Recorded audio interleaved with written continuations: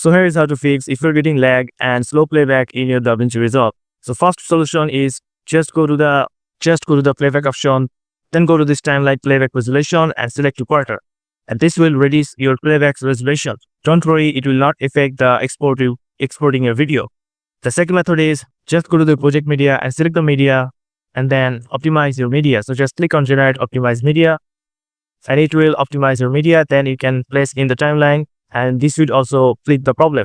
And the last solution is just go to the file and go to the project settings and make sure when you optimize your media, also the settings are here is the same. So if I using the 920 and 1080 HD, make sure to make it the optimized media also is exactly the same setting.